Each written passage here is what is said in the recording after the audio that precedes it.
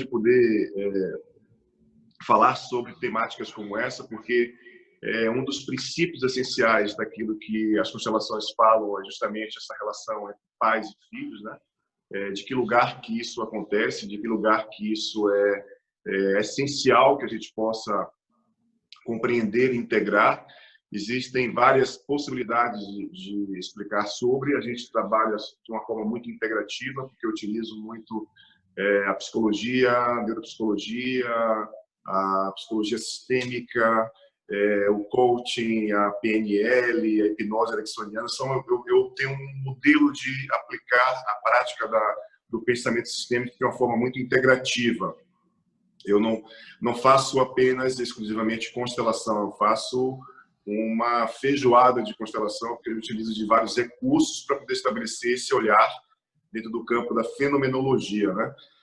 E quando a gente olha especificamente para o aspecto da função pai e da função mãe, a gente está estabelecendo um nível de compreender de que lugar que a gente se torna filho de fato, né? De que lugar que o amor começa, de que lugar que a vida começa.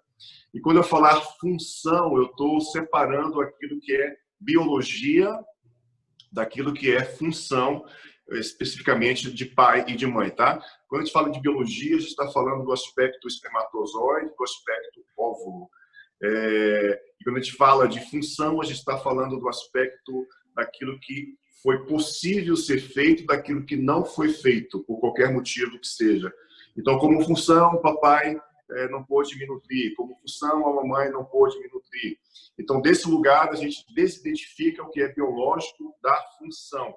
Por quê? Porque o biológico deu certo, ou seja, houve uma fecundação, uma multiplicação celular, e você está me ouvindo aqui agora. Como função, como biológico, esse sistema deu certo. Eles tiveram êxito, mas como função, muitas vezes não foi possível ser diferente. Então, a gente já parte desse princípio de separar aquilo que é o princípio da vida, que tem a ver com a conexão do espermatozoide com o óvulo, né? Eu sempre falo que a vida ela inicia essencialmente no espermatozoide por uma ação de ir, porque essa é uma qualidade da natureza do masculino, digamos assim, e uma qualidade da natureza do feminino. O masculino tem esse movimento de ir, né? E o feminino tem esse movimento do receber. Então, um espermatozoide ele tem uma carga elétrica positiva que vai fecundar um óvulo, né? Que tem carga elétrica negativa, e a partir dali a vida começa. E é desse lugar essencial que o amor maior estabelece conexão com cada um de nós. É desse lugar essencial que todos nós nos tornamos, muitas vezes, leais às dinâmicas e histórias dos nossos pais. É apenas desse lugar que a vida tem um processo de sucesso e insucesso quando a gente está no decorrer da nossa história, né?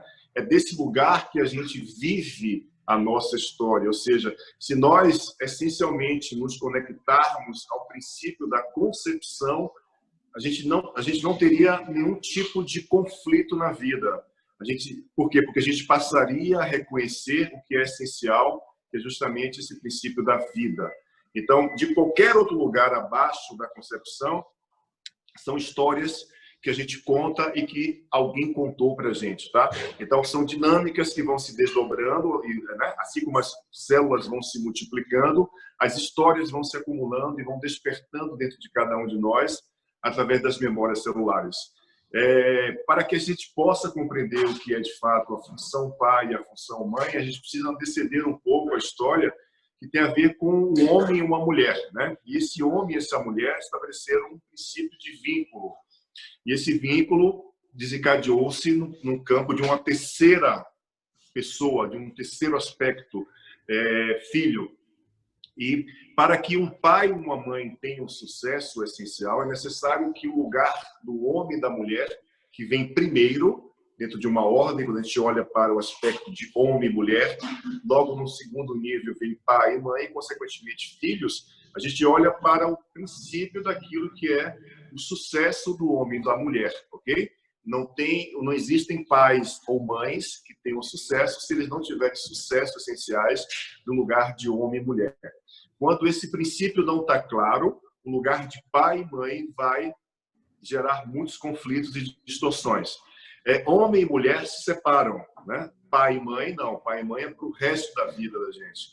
Então, a gente parte desse campo de experiência de falar sobre esse movimento a partir dessa perspectiva de que, antes de sermos pais e mães, somos homens e mulheres que vamos gerar, através do ato da sexualidade, um terceiro aspecto.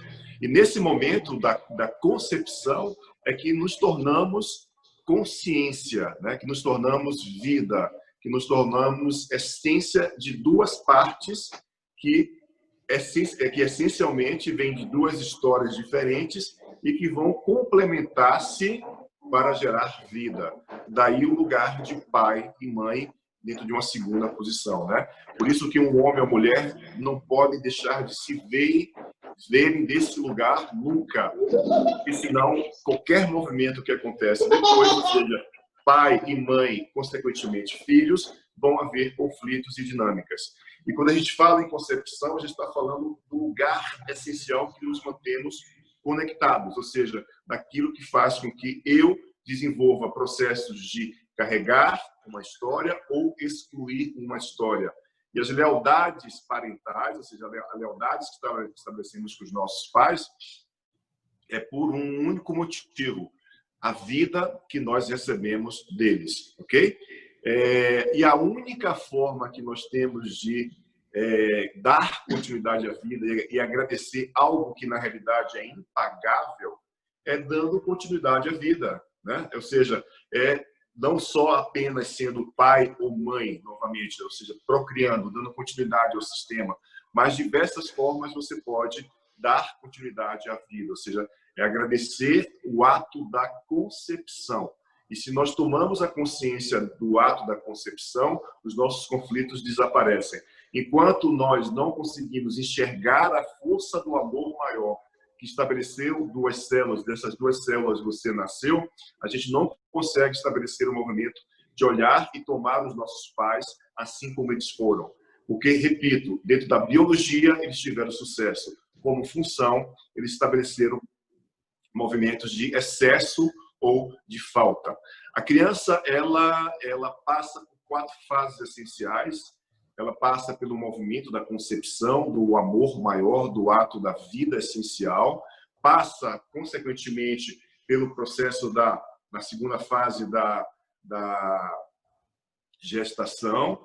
E essa gestação ela tem uma conexão profunda com essa mãe, essencialmente com essa mãe. Ela vai desenvolver uma simbiose muito grande, e essa nutrição acontece a partir dos aspectos emocionais e celulares, né? A partir do movimento da conexão com o cordão umbilical da mãe com a criança. E a criança começa o processo de desenvolvimento natural, onde ela vai começar a bombardear, ou seja, a criar dentro dela determinadas necessidades já na fase uterina, porque ela está em conexão com as emoções da mamãe. E a parte do cérebro tem uma região que tem a baía de mielina, e a baía de mielina é o local onde é produzido todos os nossos neurônios, né? Daqui esses neurônios vão se indo para a nossa coluna vertebral, ou seja, o nosso sistema nervoso vai para a nossa coluna vertebral. E essa correlação é muito interessante porque a gente concentra muitos neurônios, de fato, na região da cabeça, também na coluna como um todo, né? Porque existe uma diferença entre a massa cinzenta e massa branca da coluna e massa cinzenta por dentro, mas estão carregadas de neurônios. E esses princípios são interessantes porque, por exemplo, quando você tem uma mãe que você mexeu na barriga dela, né? E quando isso acontece, essencialmente, ela se lembra que está grávida, né? E muitas vezes ela está passando por processos emocionais profundos. E esses processos emocionais profundos vão gerar, muitas vezes, um processo de conexão com a criança. Então, é natural, quando a mãe está passando por um movimento de gravidez, ela está com as emoções exacerbadas, né? ela pode estar sob influência de trabalho, sob influência de uma primeira gravidez, influência de uma série de fatores com o masculino. Ela pode dizer, por exemplo, mais um filho desse homem, ou você chegou numa hora errada, ou eu estou em desenvolvimento profissional e você chega agora. Então, todas essas emoções geradas pela mamãe acabam gerando um processo de alterar as nossas emoções. Isso vai fazendo com que a gente desencadeie no próprio corpo e no corpo da mamãe, a gente absorva os chamados imunossupressores. Esses imunossupressores são, por exemplo, a adrenalina, porque a gente entra num nível de estresse muito grande, o cortisol, que potencializa ainda mais o processo do estresse, né? E a criança, ela vai sentir essas emoções da mamãe e vai já guardar isso como memória celular. Porque quando a mamãe sente algo que não é positivo, por exemplo, porque quando ela sente algo positivo, ela está liberando ocitocina, por exemplo, serotonina. E, ao mesmo tempo, ela está liberando princípios de hormônios imunossupressores, que são hormônios do estresse, como adrenalina e cortisol, por exemplo. O que acontece? O útero para de bombear sangue, fica frio e a criança se contrai, porque ela mexe, olha só, ela aprende que quando ela mexe e vai para o mundo mover-se, a mamãe lembra dela, sente algo e ela contrai, porque a mamãe está triste. Então, esses princípios já emocionais já começam na segunda fase, essencialmente. A gente vai absorvendo essas emoções e vai estabelecendo uma série de memórias que um dia vai desencadear. O nosso terceiro aspecto importante, terceira fase, tem a ver com o nosso nascimento. E a forma como cada um de nós nasce diz muito da gente lá no futuro também, ok? Será que esse nascimento gerou muita dor para a mamãe? Será que esse nascimento foi um nascimento que gerou muita dor na criança? Então, a qualidade da forma como nós nascemos também vai desencadear sintomas, conflitos e doenças de uma forma geral, mas vai desencadear lá na frente um comportamento, um movimento muito forte na gente, né?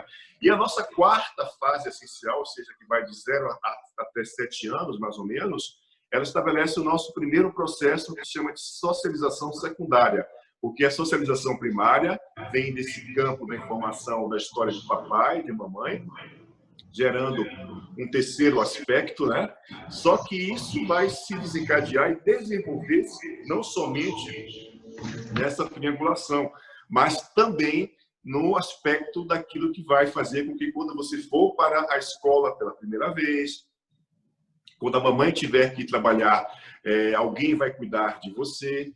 Então, todos esses movimentos vão interferindo ou vão trazendo aspectos de consciência ou não para a nossa criança, né? E dessa criança, o que acontece é o seguinte: a gente não tem um aspecto cognitivo complexo da compreensão de determinadas histórias. Então, assim, a criança, ela vai dizer assim: eu era apenas uma criança e não compreendia o que estava acontecendo, né? Eu só queria brincar. E eu tive que ser adulto muito cedo, né? É o que acontece com muitas crianças para sobreviver ao afastamento da mamãe, ao adoecimento do papai, à morte de um ou de outro, ou qualquer aspecto nesse sentido. E todas essas memórias vão ficando impregnadas, muito fortes, como memória celular e também nas redes neurais, como aprendizado da gente, né? E que vão estabelecendo essas conexões muito profundas com o papai e com a mãe, principalmente com uma mãe de 0 a 7 anos.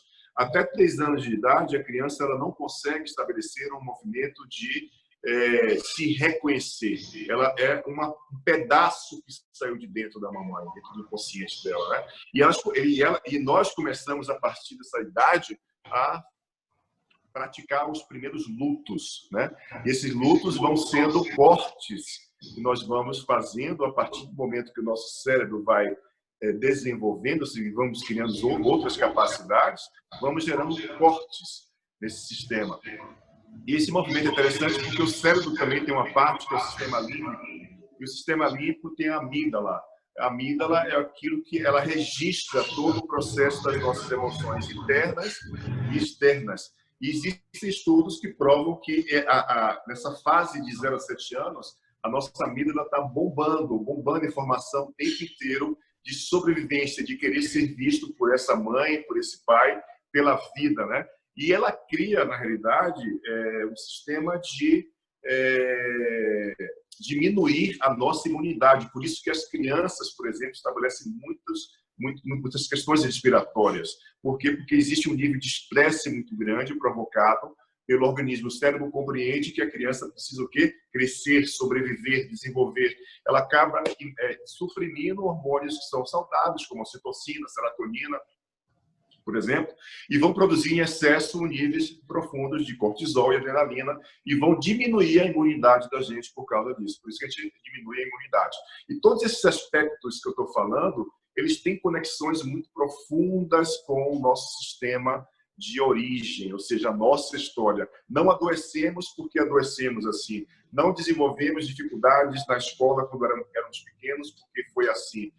Existem vários atenuantes que precisam ser compreendidos e que muitas vezes estão velados no nosso sistema. Por exemplo, segredos que estão relacionados a abortos ou a natimortos, ou a uma dor de quando a mamãe estava grávida de você, ou quando você nasceu, a mamãe perdeu o papai dela ou a mamãe dela, o papai é a mesma coisa. Então, esses pequenos movimentos fazem toda a diferença no nosso processo de desenvolvimento emocional e cognitivo. Ou seja, as conexões que vamos estabelecendo, porque estamos conectados por lealdade à concepção, que é o ato maior, do amor maior, faz com que muitas vezes a gente, no lugar de criança, ocupe outros lugares que não são os nossos lugares. Por que a criança faz isso? A criança faz isso porque ela simplesmente estabelece um movimento de querer retribuir a vida que recebeu. De retribuir a vida significa, muitas vezes, sair do nosso lugar de criança e ocupar um lugar de adulto desde pequenininho, ocupando espaços que são vácuos. Por exemplo, a mamãe não consegue lidar com um aspecto da dor dela emocional. Aí a criança inconscientemente diz: eu vou lá, mamãe, tomo um pouco da sua história, da sua emoção e vou carregar esses sintomas para mim, né? Papai é um homem que não teve forças para crescer profissionalmente. A criança vai lá e toma aquele lugar daquele pai. Por isso que nós nos tornamos adultos desejantes dessa criança, porque essa criança muitas vezes estabeleceu um movimento de ser grande, né? Por quê? Porque ela estava leal ao sistema, que tem a ver com o ato da concepção, é o lugar que nos tornamos leais, e desse lugar achamos e acreditamos, porque não temos consciência, né? Ou seja, a criança não tem um aspecto cognitivo desenvolvido, acreditamos que podemos salvá-los. E quando a gente parte para salvá-los, quando a gente parte para estabelecer um movimento de tomar algo deles ou excluir eles, ou seja, eu posso olhar para o meu pai carregando a dor da minha mãe, assim como a minha mãe exclui o meu pai, eu também posso desenvolver esse sentimento pelo meu pai. Então, tanto o aspecto de carregar, tanto o aspecto de excluir esses pais, vem dessa criança que não tem consciência e que aprendeu nessas 4 fases essenciais, concepção, gestação, nascimento e primeira infância, como funcionava essa triangulação dentro dela, ou seja, despertando nela emoções e pensamentos e sentimentos totalmente distorcidos e fazem com que essa criança estabeleça vínculos não saudáveis, vínculos doentios, e que vai se desenvolver isso na nossa fase de segunda infância, terceira infância e assim sucessivamente, tá? Eu estou fazendo essa introdução para que a gente possa compreender os aspectos biológicos, neurológicos e sistêmicos, porque essa parte sistêmica ela vem muito desse aspecto biológico também, tá? É importante a gente ter esses níveis de percepção para que a gente possa compreender que uma emoção acaba interferindo todo um processo de vida. E nos tornamos essencialmente filhos quando ocupamos esse lugar, ou seja, quando reconhecemos esse lugar diante da grande história que são os nossos pais. Como eu falei lá no início dessa conversa, Os nossos pais, como função, eles não são perfeitos, né? Não existem pais perfeitos, ou seja, como função, eles não são perfeitos. Assim como não vamos ser filhos perfeitos e não vamos nos tornar pais perfeitos. O nosso modelo de relacionamento, de sexualidade, de pai, de mãe, de masculino, de feminino, vem essencialmente da memória celular, ou seja, da genética e do campo homórfico, ou seja, que são as informações das emoções, né, que chegam até a cada um de nós, que vão desencadear em nós sentimentos e tendências e destinos muito parecidos com os nossos pais ou diferentes dos nossos pais. E qualquer movimento nesse sentido é porque nós estamos dentro de uma dinâmica fora do nosso lugar de filho. Então, adoecemos, criamos aspectos de dificuldades com relacionamentos afetivos, relacionamentos interpessoais, aspectos profissionais, aspectos com dinheiro, aspectos com confiança. Todos esses problemas que desenvolvemos, desde a fase infantil até a fase de agora, eles estão relacionados a uma criança que não está no seu respectivo lugar diante dos nossos respectivos pais. Eu sempre vou dizer que a forma que nós contamos a nossa história é a partir da nossa criança, não é de outro lugar. O nosso maior desejo de integração é a nossa criança, não são os nossos pais. O nosso movimento maior de estabelecer vínculo com a vida não é com os nossos pais, é com a nossa criança. Imagina que a nossa criança está fragmentada, aqui a base sistêmica, onde nesse lugar, quando você olha daqui para cá, você vai ver o papai nessa mão e a mamãe nessa mão aqui, tá? Essa conexão estabelece um terceiro aspecto, né? E esse vínculo maior, né, desses dois sistemas que nos deu a vida, ele vai desencadear em nós memórias. Então, vamos contar histórias que são histórias do nosso aprendizado, não necessariamente histórias da forma como elas aconteceram, ok? Então, é importante que a gente possa compreender que a nossa busca maior é por essa criança, ou seja, partes dessa criança, ou seja, que está aqui no topo, ó, está fragmentada tanto na função pai quanto na função mãe, e que esses fragmentos fazem com que os fragmentos daquilo que dos nossos pais que eles não conseguiram estabelecer com consciência vai parar aqui, ó, na gente. E a nossa vida, a nossa emoção vai parar nos nossos pais. Há uma troca por essa lealdade, por esse amor cego que a gente estabelece. E o que é que uma constelação promove, né? O que é que uma constelação faz? Faz com que essas partes que estão fragmentadas minhas no meu pai e na minha mãe retornem para mim. E as partes que eu carrego por amor e lealdade dos meus pais voltem para eles. Consequentemente, eu começo a reconhecer e ocupar o meu lugar, e os meus pais ocupam o lugar de pais. Então, a constelação tem essa intenção, que é promover, né? Que é estabelecer, é pegar essas partes nossas que estão fragmentadas através das experiências vividas nessas 4 fases essenciais e principais da nossa vida e que faz com que a gente, muitas vezes, no decorrer da nossa história, da nossa jornada, esteja vinculado à inconsciência dessa criança que aprendeu sem aprender, né? O que é aprendeu sem aprender? Vamos lá, se você tivesse 4 anos de idade, que você tivesse com a mamãe brincando, assistindo TV, em processo de conexão com ela, e de repente o papai chegou bêbado em casa e começou a gritar, e começou a quebrar tudo, começou a xingar a mamãe, blá, blá, blá, blá, blá. A criança, ela não entende o que está acontecendo, ela vai despertar o medo nela, que é uma emoção primária, né? E vai despertar essa emoção primária baseando-se na nutrição das emoções do sistema, porque o sistema está gerando um comportamento, está gerando um ato, né? E quando isso desencadeia, a criança não entende, simplesmente ela vai sentir aquele medo. O papai vai lá, toma banho, descansa, dorme ou vai embora, e a mamãe começa a chorar.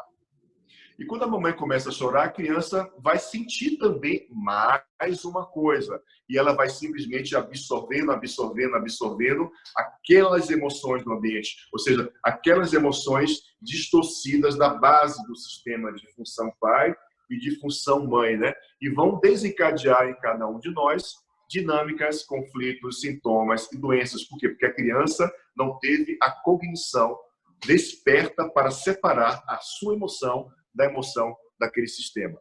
E a gente carrega essas emoções, primeiro porque somos crianças e não compreendemos. E segundo que existe uma alma maior, né? Uma formação maior que é estabelecida a partir daquilo que é a conexão da memória celular à verdade maior do ato da concepção. Então, a partir desse lugar, acontecem inúmeras dinâmicas. É a mamãe, né, que não é vista pelo papai. Na realidade, é a mulher que não é vista pelo homem e que desencadeia na função pai e função mãe uma dinâmica. E isso remete, muitas vezes, a um filho ou uma filha dizer: mamãe, eu vou me tornar leal à tua dor e vou olhar para o meu pai da mesma forma como você olha, excluindo ele. Ou vou tomar a tua dor e vou ser forte em seu lugar e vou estabelecer um processo de reagir contra o meu pai que não olha para você. Ou eu vou simplesmente me identificar se for um menino, vou casar muitas vezes com uma mulher muito parecida com a mamãe. Se for uma menina, vou me casar muitas vezes com um homem parecido com o papai, porque essa é a forma que nós temos de nos mantermos pertencendo ao clã, leais ao sistema, é reproduzir ou carregando ou excluindo a história, aquilo que nós aprendemos no nosso dia a dia, né? Então, esse é um tema muito vasto e muito ao mesmo tempo que é simples, porque é algo que a gente convive diariamente, ele se torna muito complexo, porque ele está além daquilo que a gente possa, de fato, compreender, né? Porque se eu perguntar a vocês, por exemplo, agora, quem se lembra da infância, né? Boa parte das pessoas, ou seja, a maioria das pessoas não lembram da infância, de 0 a 7 anos. Principalmente de 0 a 3 anos não lembram. Por quê? Porque é a fase, justamente, que não há a consciência. E tudo aquilo que eu vivi, geralmente, eu vivi fora do meu lugar, isso gera na gente raiva, culpa, sensação de que está traindo o sistema, de fraqueza, de autoprocrastinação, de auto-boicote. Por quê? Porque essa criança, desde muito cedo, já carregava como memória celular dinâmicas ocultas que vão fazer com que cada um de nós estabeleça movimento na vida de reproduzir isso um dia, né? Então, é um tema muito amplo, é um tema que estabelece muita prática, na realidade, porque constelação ela é prática, ela é olho no olho, ela é toque, ela é um abraço. Eu estou nessa quarentena saudoso de abraço. Quem me conhece sabe quanto eu gosto de abraçar, de estar junto, de olha, vamos fazer assim, vir assim e tocar, porque eu sou bastante sinestésico, né?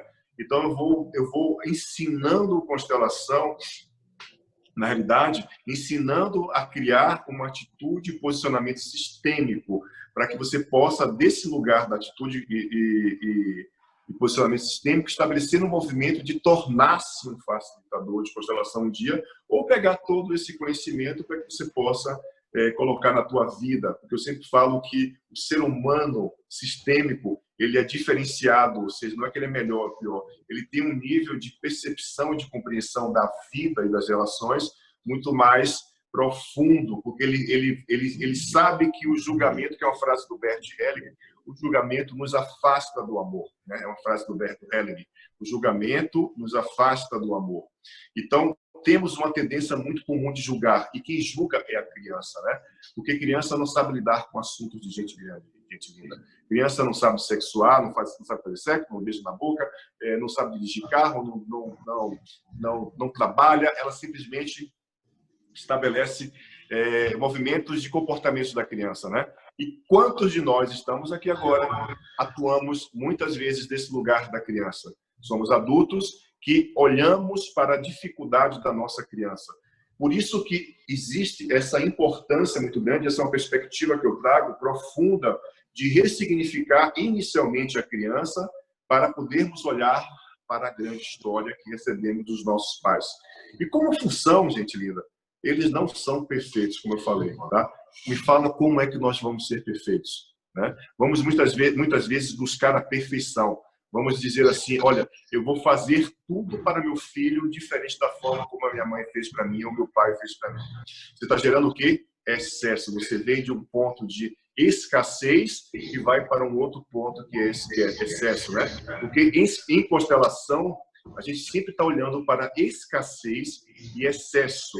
Sempre está olhando para duas partes. Sempre. Função pai, função mãe, consequentemente você. Né? Então, esses movimentos estabelecem muitas identificações quando a gente fala da relação dessa triangulação, que eu chamo de triangulação essencial, que tem uma intenção que é vida. Né? E vamos estar sempre identificados por lealdades, dores e por segredos, por processos velados, há muitas histórias.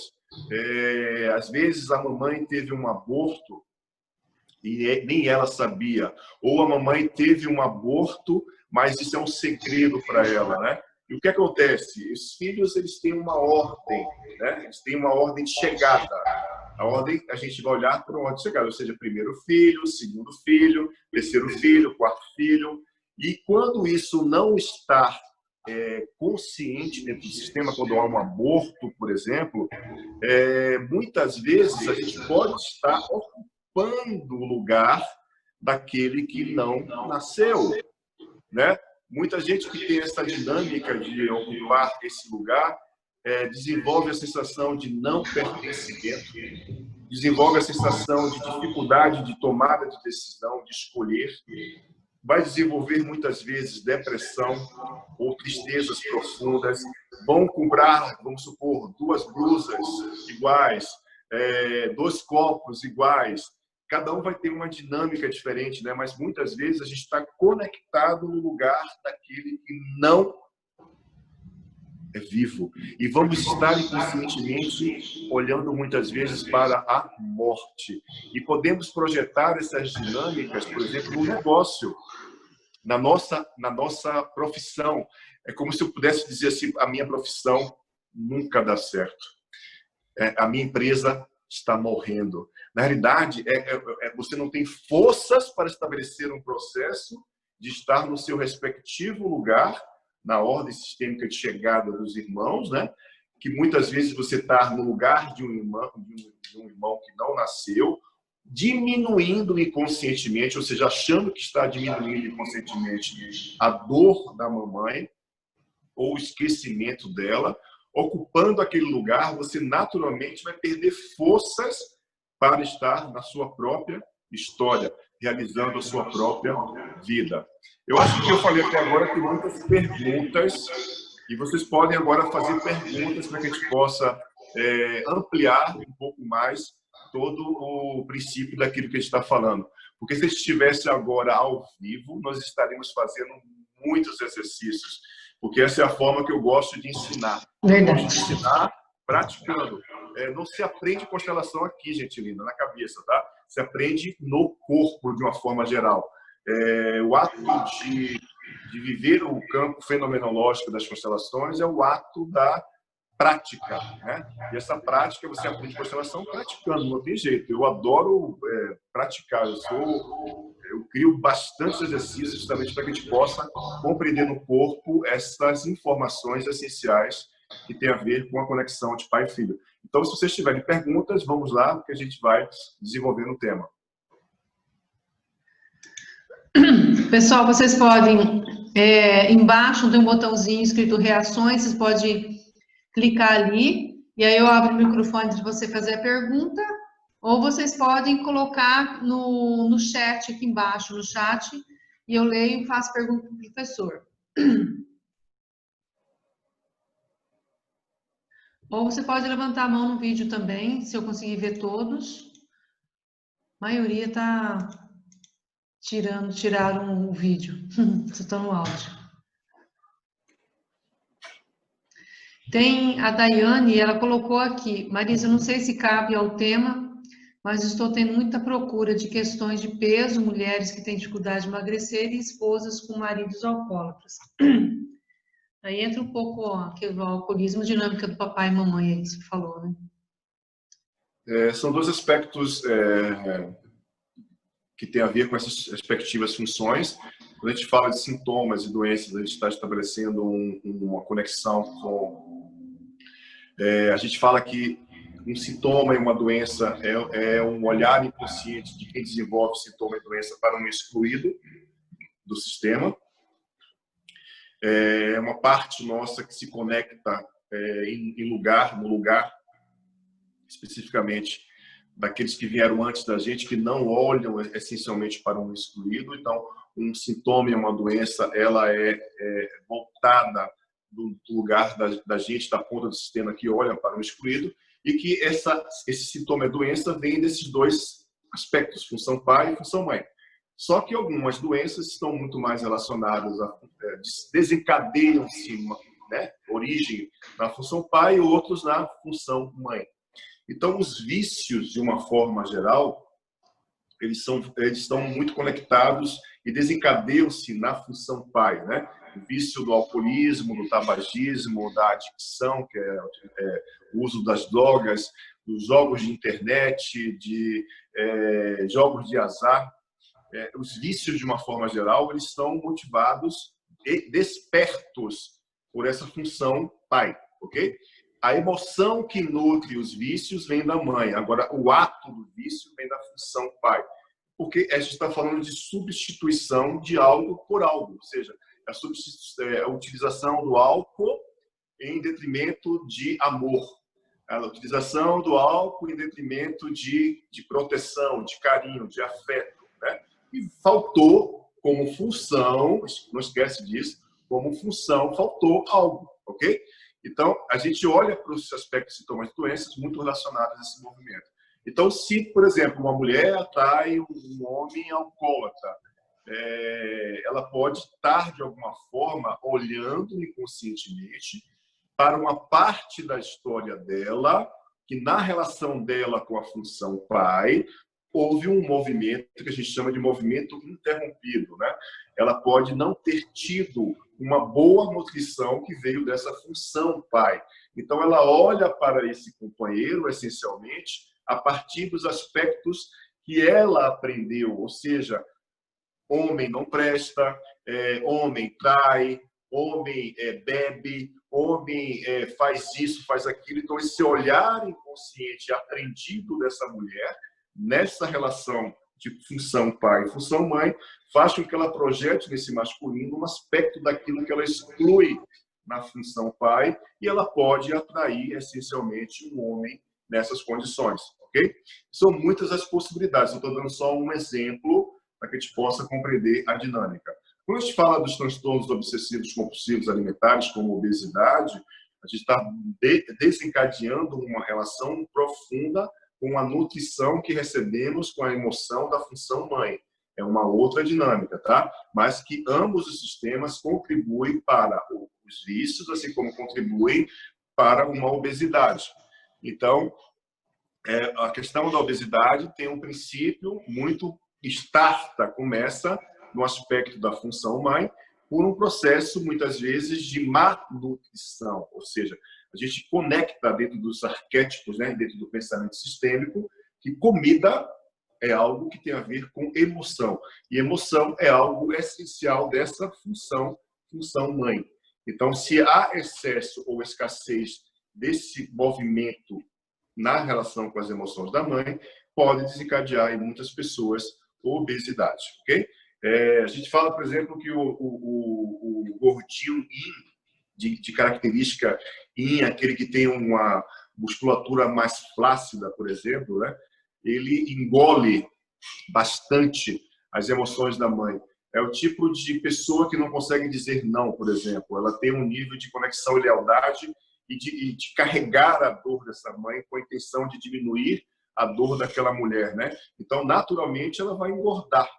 Ela, muitas vezes, até sem comer, ela vai engordar, porque ela vai mexer com todo o processo hormonal dela e vai estabelecer uma desordem orgânica, né? Já o gordinho yang, aquele gordinho de musculatura rígida, né? Mais vermelho, mais colérico, ele anda com a cruz assim na frente, né? Ele fala para a mãe assim: sai de reto, mãe, sai de reto, Satanás. Ele tem um movimento de conflito muito forte com a mãe, ele tem uma dificuldade de relacionamento muito grande com a mãe. Ele engorda porque é uma forma de manter-se leal àquilo que não recebeu da mamãe. Porque pensa o seguinte: todo mundo que cresce muito para cima ou para os lados quer chamar a atenção da mãe. Olha só, interessante, né? Todo filho que tem uma altura muito grande, ou é pequenininho demais, ou cresce para os lados, quer chamar a atenção da função mãe. Então, quando a gente fala desse campo de por que uma pessoa atrai outra pessoa, isso é muito relativo e vai de sistema para sistema. As pessoas que, por exemplo, atraem homens bipolares, um nível de bipolaridade, têm uma relação, ou mulheres bipolares, têm uma relação de altos e baixos bipolar com a função mãe. Então, são correlações que a gente vai fazendo de sintomas de doenças e conflitos e dificuldades conectadas à forma como nós, filhos, aprendemos desse sistema que nos deu a vida, né? Porque muitas vezes estamos tomando a dor do homem, pai, ou da mulher, mãe, ao invés de olharmos apenas para a função pai e função mãe no lugar de criança, ok? Ok, muito bem, maravilhoso. Você consegue ler o bate-papo? Não.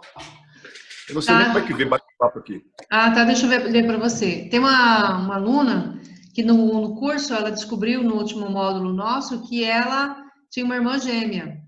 E aí ela se sentiu muito tocada por isso tudo, percebeu que fez muito sentido para ela essa situação, né?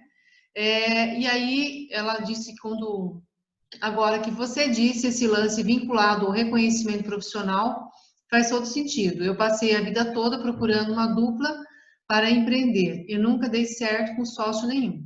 Agora estou conseguindo reconhecer que eu posso tocar a minha empresa sozinha. Eu sou autossuficiente. Esse é o caminho?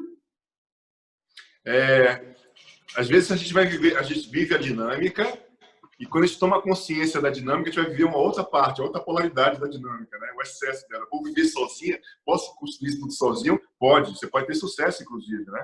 Mas tudo na vida é experimentar, né?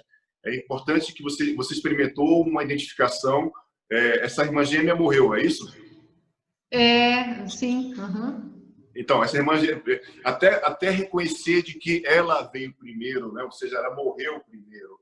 E às vezes essa conexão ela se torna tão simbiótica porque você pode desenvolver uma tendência de dizer assim: eu nasci, ela não nasceu, né? E isso carregar um sentimento de culpa inconsciente que vai gerar um processo de autoprocrastinação. E quando você fala assim, eu não consigo dar certo com sócios, por exemplo, né? Você pode estar inconscientemente estabelecendo esse movimento assim: eu não consigo integrar a consciência de reconhecer a minha irmã. Se eu não vejo a minha irmã viva, como eu vou olhar para uma sociedade viva, né? Então, assim, são pequenos movimentos dentro do nosso inconsciente que a gente vai simplesmente estabelecendo como dinâmica e vamos projetando isso nas nossas relações.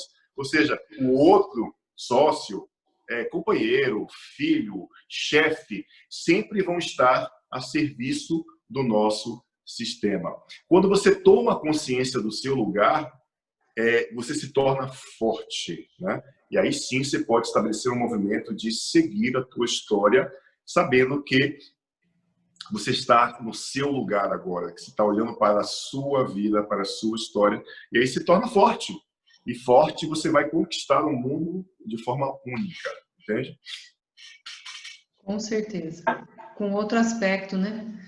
Mais brilho, com mais força, né? Com certeza. Mais alguma pergunta, pessoal?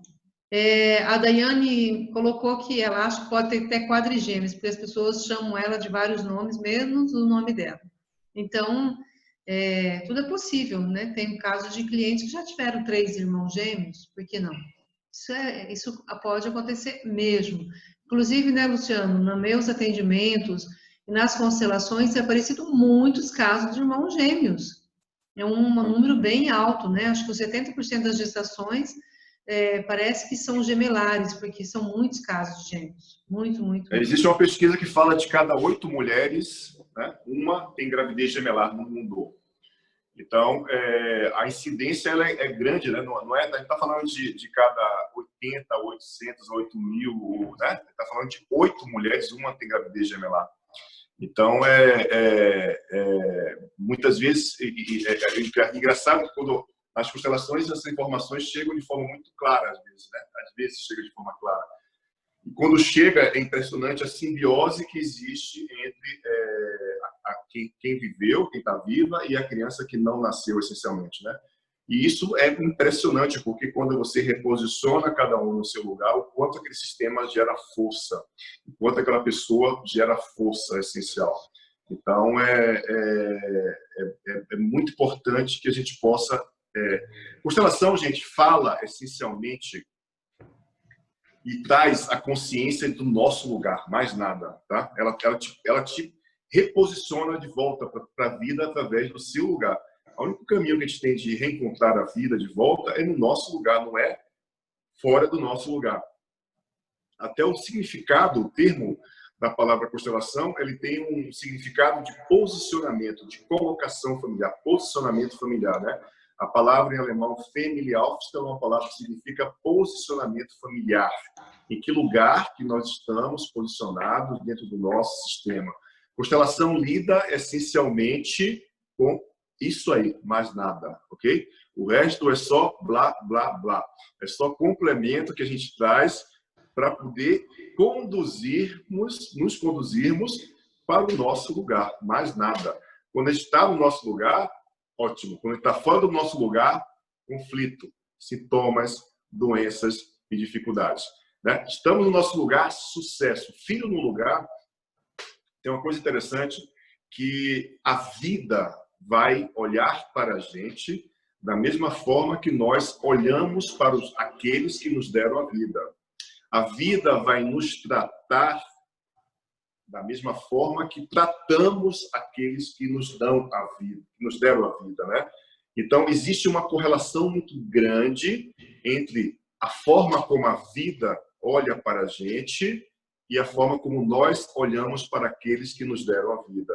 Então, qualquer movimento que aconteça na sua vida, seja através de uma experiência que não foi boa, de um parceiro, de um filho, de um trabalho, seja o que for, né, está conectado à forma como você se relaciona com esse sistema de crenças que você aprendeu. Então, essa relação de pais e filhos, ela é algo muito profundo, né?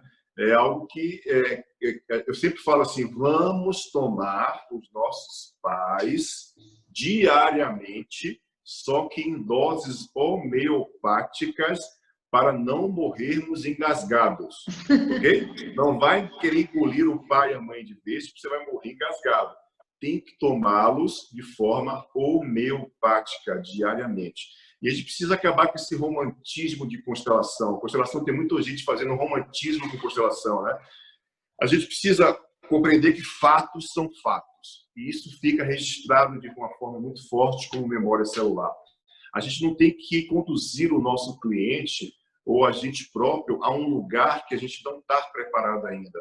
A gente precisa compreender um nível de limite daquele cliente para estabelecer o tomar aquele pai e aquela mãe. Jamais você vai... Eu já tive muitas experiências disso, de pessoas dizendo: cara, aquele cara me batia de pau, tirava sangue de mim, como é que você quer que eu ame ele, né? Então, assim, não é essa história de... A gente vai aprender, olha só que interessante, quando eu me conecto essencialmente com a consciência do ato da concepção, todas essas dores desaparecem. A memória celular se dissolve. Só que, assim como nascemos nesse amor maior e vamos, né, preenchendo a nossa célula da história, nos afastamos cada vez mais dessa consciência. E o fato de nos afastarmos cada vez mais dessa consciência é que faz cada um de nós mergulharmos cada vez mais nas dinâmicas e conflitos ao invés de soluções. Não adianta a gente ficar vitimizado a vida inteira, tá? Isso não faz sentido. Coitadinho dela, coitadinho dele, não adianta mais. Isso é o lugar da criança, é o lugar da criança que faltou algo, né? E toda criança, todo adulto, criança vitimizado, precisa urgentemente mamar no peito da mãe, ou seja, nutrir-se das emoções da mãe. Isso é importante, porque é o adulto, criança, que olha, é o adulto que se coloca como criança, muitas vezes, nas relações, e vai fazer merda, vai gastar dinheiro a mais, vai se endividar, vai trair, vai ser traído, vai jogar o emprego para cima, não vai ter comprometimento com relações, com nada. Por quê? Porque tem uma dor profunda, porque vive histórias que não são histórias dela. Essa criança adulta se tornou adulto, que carrega essas imagens distorcidas da criança, que vai estabelecer um insucesso na vida. Não é de outro lugar, aprende isso, não é de outro lugar. A gente está falando de algo essencial, que é a tomada de consciência da importância de reconhecer que podemos contar novas histórias, que podemos viver novas histórias a partir do momento que tomamos a consciência da concepção e tomamos a consciência da nossa criança. Mais nada. O resto é blá, blá, blá. Muito bem. A Maria Clara pergunta: filhos que não crescem são eternas crianças.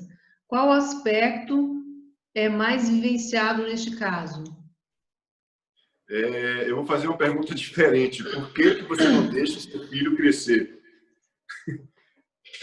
Porque, assim, os filhos, gente, sempre estão a serviço dos pais, a serviço do sistema, né? Eu fiz uma live antes de começar aqui com vocês, a gente estava falando sobre pedagogia sistêmica.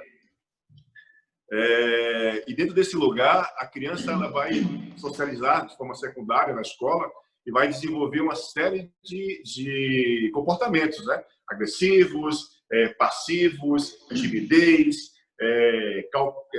calculia, dislexia, hiperatividade, transtorno de déficit de atenção. Vai desenvolver vários sintomas dentro de um contexto secundário, né? Que a gente chama de socialização secundária. Eu sempre vou dizer assim que qualquer comportamento da criança ele está relacionado a um chamar a atenção dos pais. E sempre é aquilo que os pais não conseguem dar conta da própria história deles, como indivíduos e do ato da concepção, ou seja, quando se tornam pai e mãe de verdade, ok? A criança sempre vai estabelecer um movimento de refletir algo.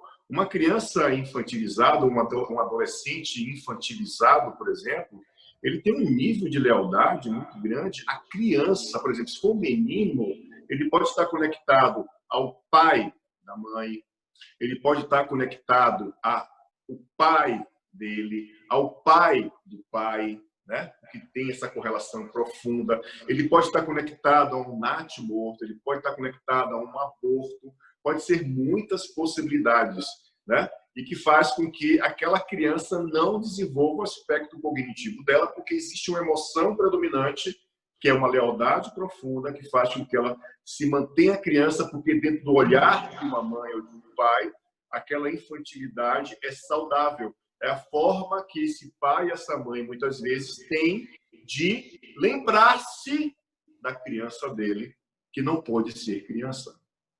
Teve que ser adulto muito cedo, teve que viver uma loucura dentro do sistema familiar, né? Teve que cuidar dos irmãos muito cedo.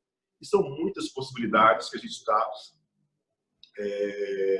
falando, que pode ser tantas outras possibilidades, tá? Eu estou só citando algumas possibilidades. Para que eu pudesse responder essencialmente o que você me perguntou, eu precisaria colocar isso no campo e ver dentro do seu sistema o que gera esse nível de posicionamento de uma criança, uma adolescente, um adulto, tem muito adulto infantil, que não consegue estabelecer esse lugar do adulto. A gente tem dificuldade, muitas vezes, de adultecer, porque é a forma que temos de nos mantermos conectados à nossa história através da nossa criança. Muito bem. Ok? Gente, pergunta. Ó, tem uma pergunta aqui, ó. A gente vai aprender mais. Pergunta aí. A Leni está perguntando, numa constelação, quando o representante olha muito para baixo, como saber o que é no sistema familiar, filho, irmãos, etc. Leni, querida, um beijo no seu coração. Como é que você está? Saudações. Acho que depende um pouco do tema da pessoa também, né? Isso vai depender muito, primeiro, do tema que a pessoa está trazendo, segundo, da história da pessoa. O que a gente ensina, a Marisa sabe disso, ela também ensina isso.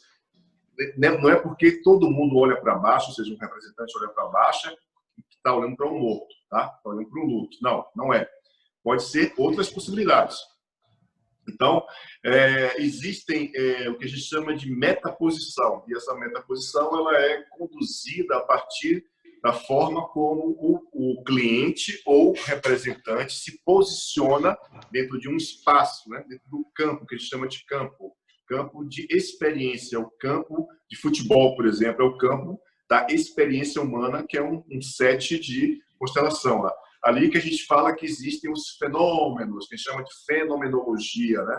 E essa fenomenologia é estabelecida pela experiência humana através de vários sistemas, que são pessoas, histórias, papéis, e a forma como esses sistemas estabelecem vínculo dentro de uma constelação ou na vida pessoal da gente, isso é sistêmico, ou seja, sistêmico é a forma como os sistemas atuam e estabelecem vínculos dentro do campo, através da fenomenologia. E o fenômeno ele vai simplesmente nos mostrar vai nos dar uma indicação. Então, por exemplo, quando eu olho de uma forma fixa para frente, para baixo, ou seja, eu estou com a cabeça olhando nessa posição, existe uma grande possibilidade de estar conectado, né, a um luto, por exemplo, né? E esse luto pode ser o luto da perda inconsciente de um segredo. Pode ser o luto da dor do luto da mamãe, que geralmente é assim. Pode ser o luto da dor do luto do papai, que geralmente também é assim. O luto não é, na realidade, assim, o que eu quero falar para você, que o luto nunca é nosso, na realidade. Olha que lindo isso, né? O luto é de alguém que eu sinto e carrego. Por quê? Porque eu sou leal, porque eu tenho um amor cego, porque eu preciso diminuir a dor de quem sente luto, né? Então, por exemplo, se eu olho para baixo, para a esquerda, que tem a ver com o aspecto, né, do feminino, da função mãe, eu estabeleço muitas vezes uma dor que vem desse feminino, um luto desse feminino. Esse feminino não pode viver a sua sexualidade, não pode viver o feminino, né? Foram mulheres que casaram muito cedo, mulheres que tiveram dificuldade de relacionamentos afetivos, ou mortes de fato, né? Então, nunca é uma regra se dizer que quando se olha para baixo tem uma morte. Não, pode ser vários modelos de lutos. Por isso a gente precisa ficar atento essencialmente a 4 partes essenciais do lugar de facilitador para uma constelação. Primeiro é o cliente. Segundo, o tema do cliente. Ok? Terceiro, o representante do cliente. E quarto, o contexto geral. Esses são os 4 lugares que o facilitador precisa desenvolver a capacidade de perceber. Inicialmente, é o contato, a conexão que existe entre ele e cliente. Porque quem senta junto de você é o seu maior desafio, está trazendo a sua maior dificuldade, muitas vezes, né? Está trazendo aquilo que é mais complexo dentro de você. Eu gosto de ensinar a constelação na prática. Eu te mostro tudo isso que eu estou falando assim na prática, porque é impressionante como quem senta aqui, a gente diz, mas eu sou ou aqui, eu sou o tipo de facilitador que não tem lugar, por exemplo. Eu fico em qualquer lugar dentro de um trabalho, né? Não tem aquelas duas cadeirinhas que ficam na frente assim. Eu não gosto muito dessa história, não. Eu fico em qualquer lugar. Então, assim, esse movimento é interessante porque isso me conduz a perceber de uma forma mais assertiva o que aquele corpo e aquela fisionomia está me formando, né? E eu começo a perceber os traços fisionômicos, começo a perceber os movimentos corporais, começo a perceber a dinâmica que existe por trás do tema, porque eu, como constelador, por exemplo, eu criei o conceito de que eu nunca atendo o pedido do cliente, mas apesar de, no final da constelação, conectar o tema do cliente àquilo que ele pediu, né? Porque sempre vai haver uma conexão nesse sentido, mas eu fico brincando com ele, eu fico, na realidade, enganando o cérebro dele para poder sair do piloto automático, poder estabelecer um movimento de sentir algo, não compreender algo, né? A gente tem essa ideia de que a gente aprendeu que tem que compreender, ao invés de perceber o que o meu corpo está mudando, né? O que o meu corpo está informando. Isso é fenomenologia, é a percepção das alterações das minhas emoções do meu corpo. E geralmente a gente está fora, a gente está com o pensamento fora, com a nossa intenção fora, com o nosso propósito fora, e isso dificulta muitas vezes esse lugar. Então, quando a gente está no campo da constelação, desse lugar de facilitador, a gente precisa estar o mais possível imune, no sentido de ter passado por processo de autodesenvolvimento pessoal para estabelecer um processo de facilitar uma constelação. Isso é importante, para que a gente não acabe gerando um movimento, muitas vezes, de também estar dentro de um campo de intenção participando da constelação de alguém, né? Isso é muito comum do lugar de facilitador. Por isso que a gente... Então, se você tem no sistema muitas mortes, por exemplo, todo mundo que olhar para baixo, você vai dizer assim, tem um morto aqui, tira alguém aqui agora, né? Então, não é por aí. A gente precisa primeiro perceber que vem através da temática do cliente, que vem da história do cliente, que vem de várias partes do cliente, que ele vai... O campo, né? Ou seja, a representação vai trazer possibilidades de ser isso ou aquilo ou outra coisa. Nunca é uma receita de bolo, né? Mesmo se eu der uma receita de bolo para cada um de vocês, cada um vai fazer um bolo totalmente diferente. Por mais que esteja detalhado ali aquele processo, né? É por isso que em constelação, cada constelação que a gente faz, vamos supor que uma pessoa, já fiz muitas, tudo que eu estou falando, já fiz muitas experiências, eu faço muito, eu pesquiso muito, né? Então, por exemplo, se tiverem 10 consteladores para um cliente, pode ter certeza que aquela constelação vai ter 10 cenas, 10 movimentos diferentes um do outro. É impressionante, né? É impressionante como cada constelação vai ser única, conduzida por um facilitador. Nunca vai ser igual. Nunca. O cliente vai te levar o mesmo tema, vai ser o mesmo cliente, entende? Para 10 movimentos diferentes, vão acontecer 10 situações diferentes. Então, assim, esse é um campo muito vasto, né? As constelações, elas se atualizam a cada dia, né? É feito um upgrade todo santo segundo da vida, é feito upgrade. Não se faz mais constelações como se fazia há 5 anos, 10 anos, 15 anos, 20 anos atrás. Hoje existe uma dinâmica muito mais breve de metodologia, de campo, de tudo, porque nós estamos nesse movimento de estar mais rápidos mesmo, né? Então, é isso. Cada constelador vai ter uma perspectiva diferente e cada constelador vai trazer a sua história, ou seja, os seus recursos, a sua jornada, a sua experiência para uma prática, né? E ser constelador, gente, eu sempre brinco comigo mesmo assim, né? Eu devo ter jogado pedra na cruz. Eu fui aquele cara que pegou a lança e enfiou no coração de JC, porque pensa que eu sou bonzinho, pensa que eu sou perfeito, não sou não. Eu tenho muitas dinâmicas, mais dinâmicas do que vocês possam imaginar. E isso é muito forte porque a minha busca por constelação foi justamente porque eu já tinha desistido de tudo. Eu caí no campo de constelação assim de gato, na vida assim, né? Fui convidado porque eu estava em crise existencial com a minha vida, com a minha profissão, eu já não acreditava em mais nada, já falava para a turma lá em cima, falava assim, galera, vamos abortar a missão, que eu quero voltar. Cadê a nave?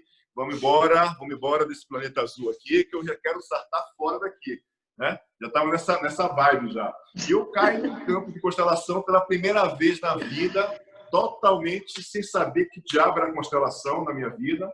Fui convidado por uma amiga minha e eu olhei para aquilo, aconteceu a primeira constelação, eu olhei para tudo aquilo e falei assim, que diabo é isso? Onde é que eu estou? Isso aqui é terreiro de Umbanda, né? Eu em Salvador, na minha terra, um domingo de sol maravilhoso. Eu falei, desde estar na minha praia, tomando minha água de coco, estou aqui vendo teatro, né? A outra chora, a outra fala não sei o quê, blá, blá. Uma confusão desgraçada, não entendia nada daquilo, né? Até que eu fui convidado para representar. Eu falei, foi louco, né? Fui representar o que eu não sabia o que era, nem o tema, porque era uma constelação velada. A consteladora falou para mim, levanta, se posiciona, me posicionei diante da cliente, uma menina, e eu falava assim para mim, porque eu estava sentado de uma forma racional para caramba, né? E o meu corpo começou a gerar uma série de informações loucas, que eu brincava assim comigo mesmo, de forma séria, eu saio desse corpo que não te pertence, sai desse corpo. Eu já estava com aquele negócio me possuindo dentro de mim, assim, uma coisa querendo botar, vomitar para fora. E a consteladora falando assim, cala a boca, não fala nada. E a menina chorava quando olhava para mim, mas eu preciso falar, cala a boca, não fala nada. A consteladora muito rígida, assim, muito forte, né? Aí teve um momento que eu vomitei, eu falei, e a mulher mandava eu calar a boca, a menina chorava e eu falava. A constelação da menina virou uma zona, né? Eu falava para ela assim, eu não te reconheço, eu não te aceito, eu não sei quem você é. Aí a menina falava assim, o meu pai é assim mesmo, chorando. Eu falava, eu não sou seu pai, você é maluco, eu sou Luciano. E, sabe? Aquela confusão desgraçada na constelação da menina. Eu só sei que no final foi que eu fui compreender quem eu era, que tema que era, e aquilo mudou a minha vida, mudou a minha percepção. Eu sou um Luciano antes e um Luciano depois das constelações, né? Por isso que eu mergulhei há mais de 18 anos atrás, eu mergulhei nesse campo lindo que eu vejo cada constelação como única, né? Eu sempre quando vou trabalhar eu pergunto assim, o que é que eu vou aprender hoje, né? De que forma que eu vou ver a mesma coisa diferente. Então eu vou muito motivado porque nunca é igual. Não tem essa história de receita de bolo como eu falei, né? Então, tudo isso foi por um motivo que eu já estava na minha vida. Eu fui aprender constelação e passei a ensinar constelação rápido também, mas por um objetivo inicial. Eu entrei no campo das constelações para salvar o meu sistema. E a minha prática de constelador estava totalmente pesada. Eu já não estava... Chegava um momento que eu acabava a constelação, estava naquela sensação de que estava carregando uma tonelada de coisas, né, de emoções. Por quê? Porque eu estava, de alguma forma, através das constelações que eu fazia, tentando, de alguma forma, salvar aquilo que eu nunca consegui salvar e nem nunca vou salvar, né? À medida que eu fui compreendendo o meu lugar de filho, eu fui fortalecendo o meu lugar de facilitador. Então, isso é uma garantia única de que esse é uma abordagem, é uma filosofia, seja lá o nome que você queira dar, que ela traz muitos resultados práticos, né? E de forma muito breve, quando você tem prática, quando você tem estudo, quando você leva isso a sério, quando você tem esse nível profundo de respeito pelo sistema e o destino do outro, né, que a gente cabe no movimento que vocês vão aprender, não sei se já passaram pelas ordens de ajuda, compreender o nosso lugar, da nossa não intenção de ajuda, na realidade, e isso faz toda a diferença, fez toda a diferença na minha vida, né? E as constelações mudou a minha vida e tem mudado a vida de muitas pessoas. Isso me deixa muito motivado a pesquisar cada vez mais sobre essa temática que para mim tem um significado muito grande, uma gratidão muito grande a todos os meus mestres que eu aprendi, né? Ao pai e à mãe das constelações, que é o Bert Hellinger. Tive a oportunidade de estar com ele várias vezes e aprender do jeito alemão de ser, né? De fazer constelação, que é dele, eu trabalho muito na Alemanha, na Áustria, Portugal, Espanha, Egito, Peru, Argentina, Chile. Eu faço muitos países, mas de um jeito brasileiro, né? De um jeito integrativo, que é um jeito diferente, que você também vai ter seu jeito diferente. E todas essas escolas moldaram a forma de Luciano fazer a constelação. Então, todos os recursos que você aprendeu na sua vida, eles podem ser aplicados no campo da constelação. Com certeza. O seu próprio sistema, ok? O seu próprio sistema é a sua maior escola. Ela que vai, de fato, moldar a sua forma de ser facilitador, de ser quem você é na vida. Não tem outra história. E tudo isso começa aqui. Função pai. Oi. Função mãe. Oi. Ó, juntos. Né? Enquanto não tomamos consciência do nosso lugar, seremos nós. À medida que vamos nos desenvolvendo, teremos eu e nós. Isso faz toda a diferença, tá?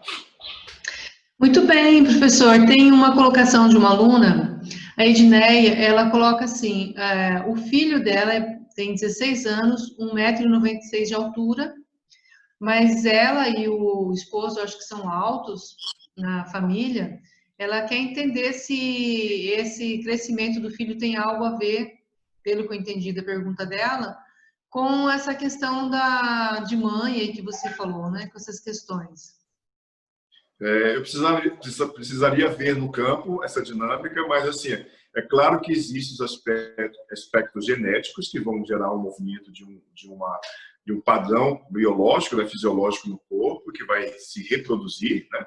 Ou seja, se os pais são altos, consequentemente, esses filhos podem ser que sejam altos também. Mas a dinâmica é que se esse filho ele cresce mais do que a mãe, por exemplo, ele tem uma dinâmica inconsciente de chamar a atenção dessa mãe. Precisa ver se esse filho não está no lugar do pai, precisa ver se esse filho não está no lugar do pai e da mãe, precisa ver se esse filho estabelece uma dinâmica de estar fora do lugar dele, porque houve um aborto, ou seja lá consciente ou não. É necessário estabelecer o olhar para compreender em que lugar que está esse menino de 16 anos que cresceu pra caramba. Porque, claro que existem aspectos biológicos que vão gerar uma continuidade, não tem, isso é fato. Mas a gente está falando dos aspectos emocionais, velados, inconscientes, que desencadeiam na gente destinos, conflitos, sintomas, doenças, e aí vai, tá? Então, cada caso é um caso específico. Mas se você consegue se identificar um pouco naquilo que eu estou trazendo, ok. Senão a gente precisa compreender melhor isso a partir do movimento do campo de constelação, tá? Muito bem. A Lígia pergunta se a questão de crescer muito chamar a atenção da mãe. E quando a criança não come? O aspecto alimentar, ou seja, as diversas dificuldades alimentares estão relacionadas a um aspecto da nutrição que vem da mãe, ou seja, das emoções que vêm da mãe. Muitas vezes uma criança ela tem uma dificuldade de mastigar, por exemplo, né? Tem preguiça de mastigar, ela tem uma dificuldade de comer determinados alimentos, ou ela tem uma dificuldade de comer. Por exemplo, eu quando era pequeno, eu tinha refluxo. E, basicamente, depois, sei lá, de 2, 3 anos, foi que minha mãe descobriu que eu tinha refluxo. Então, o que acontecia? Eu mamei mais ou menos até 9, 10 meses, depois comecei a tomar mamadeira, só que eu tomava a mamadeira e botava para fora, porque eu tinha refluxo, né? E minha mãe, em um determinado momento, falou assim, esse menino vai morrer, porque eu, de fato, eu não comia, eu comia muito pouco. E até que ela descobriu que eu tinha refluxo. Mas eu, quando comecei a estudar a minha própria história, a nível de sintomas e doenças, né, comecei a compreender que o refluxo, por exemplo, é uma informação que a criança ou o adulto traz, onde ele fala a seguinte frase: querida mamãe, eu não aceito as suas emoções. Ou seja, eu engulo, mas boto para fora. Né? O alimento, ao invés de descender, o alimento volta, ou seja, as emoções voltam. Eu não aceito as suas emoções. Então, muitas vezes, uma criança já está dando o sinal de que tem algo que você, mãe, está gerando a nível das suas emoções, que pode ser a sua insegurança, os seus medos, as suas dificuldades, a sua frieza, a sua dificuldade com o pai da criança, a sua dificuldade profissional, a sua dificuldade com a sua mãe, com o seu pai, que isso pode refletir na criança, ela dizendo, eu não quero comer. Então, podem ser muitas possibilidades, tá? E isso pode ser um irmão gêmeo também. Pode ser o aspecto dos irmãos gêmeos, né? Pode ser uma série de informações que estão conectadas a esse inconsciente dessa criança, que ela está dizendo simplesmente não às suas emoções. Ok? Ela está dizendo, de fato, não às suas emoções. Eu não quero me alimentar das suas emoções doentes. Isso aí. E também tem uma questão aqui da cuidar dos pais na velhice é sair do lugar de filho. Depende da postura do filho, né? Essa é uma pergunta também bastante comum das pessoas, né? E o que é que eu faço, né? Meus pais estão velhos e agora eu tenho que cuidar deles. É interessante porque, assim, geralmente, não é uma regra, mas geralmente os filhos caçulas, ou seja, ou até os últimos filhos, ou os filhos mais velhos, mas predominantemente os filhos últimos filhos, é que cuidam dos pais na velhice, não é uma regra, tá? Mas o primeiro, o segundo, o terceiro filho tem características comportamentais básicas. O quarto filho, por exemplo, vai se parecer muito com o primeiro. O quinto filho com o segundo e o sexto filho com o terceiro filho, né? Os irmãos vão se parecer muito dentro dessa linha de pensamento, né? E muita gente questiona basicamente como faço para estabelecer agora que os meus pais precisam de mim, que eu seja só filho, né? Aí eu falo para você, impossível. Existem muitas dinâmicas que estão nutrindo esse lugar.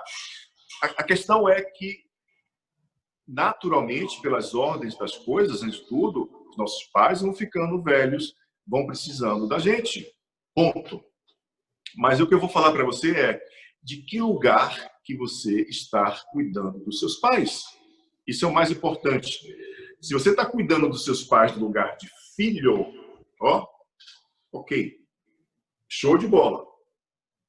Mas se você cuida dos seus pais de um outro lugar, isso vai ser um fardo, isso vai ser um peso.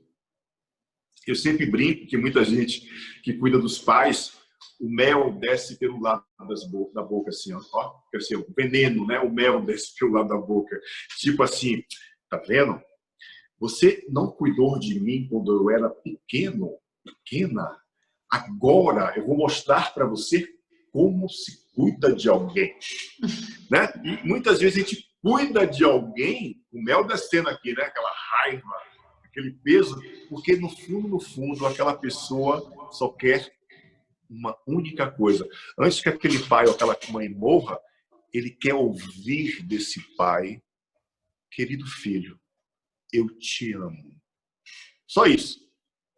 Então, muitos filhos cuidam dos pais por vários motivos. Eu brinco que pode ser por isso, né? Que na maioria das vezes é por isso mesmo. Eu fico brincando, eu fico instigando a pessoa a entrar naquele sentimento que nutre ela, né? Que estabelece aquele vínculo do lugar errado, que vai fazer com que muitas vezes a gente cuide dos pais na velhice. Eu cuido dos pais porque eu fui rejeitado pela mamãe, eu fui rejeitado pelo papai na barriga dela. Então tem gente que vai ou querer matar essa mãe porque rejeitou a criança, ou vai fazer tudo por essa mãe, inclusive cuidar dela na velhice, deixar de viver a própria vida, deixar de casar, deixar de ter filho para ser reconhecido como filho ou filha. Então cada um vai ter uma possibilidade de dinâmica diferente. Muito bem, gratidão. E aí, pessoal, mais alguma pergunta? Nós já vamos encerrando o nosso trabalho, o professor já deu um bom tempo de aula, Nossa Senhora, realmente muito rico, muitas explicações, gostei bastante, pra caramba. Eu achei assim que enriqueceu muito. Talvez se o pessoal teria mais alguma coisa para falar. o bruxismo. Daí ficaria como a última pergunta sobre o bruxismo e a gente encerra aqui, tá? Dentro da fisiologia do corpo, o corpo ele estabelece uma conexão profunda com os órgãos e vísceras, consequentemente com as emoções, né? Então, os dentes, eles representam aquilo que a gente tritura, ou seja, o que a gente tritura das emoções que vem do sistema da mãe, ou seja, aquilo que a gente, né, vai triturar para que o alimento possa ser digerido de uma forma saudável. E os dentes representam essencialmente aquilo que é mais rígido da criança, ou seja, da nossa criança. É aquilo que faz com que a nossa criança essencialmente triture as emoções que vêm do sistema de pai e mãe, né? Aquilo que não deu certo entre o homem e a mulher. A criança ocupa, por exemplo, o meio, ou seja, ela se torna a ponte entre pai e mãe. Ela se torna se for uma menina, pode se tornar a mulher do papai, excluir a mamãe. Então, pode ser por muitas dinâmicas, o bruxismo, tá? Então, mas na realidade é a criança que tritura de forma rígida, por não confiar de que os pais podem estabelecer vínculos, ou por não confiar de que aquele destino foi daquela forma, ela vai enrijecer, ou seja, travar, né? Vai deixar de triturar algo de forma saudável para gerar um movimento de paralisação. A criança são pessoas que muitas vezes paralisam na vida, pessoas que têm um nível de tensão, de estresse muito grande, pessoas que não conseguem estabelecer vínculos saudáveis muitas vezes, porque vivem as emoções dessa criança da interior da gente, né? No lugar errado, ou seja, vivendo as emoções que não foram digeridas, que não foram trituradas entre o homem e a mulher, entre o pai e a mãe. Isso pode, em muitas pessoas, desenvolver, por exemplo, o bruxismo. Muito bem. Respondido? Ok, então, nós estamos no nosso tempo já em cima. Já tivemos muitas perguntas, eu acho que já deu ok. Professor, quero agradecer imensamente a sua participação, ter aceito nosso convite, de estar conosco, o grupo. E como estão gravando essa aula, eu vou disponibilizar depois, se você quiser também, eu posso enviar para ti. Eu quero.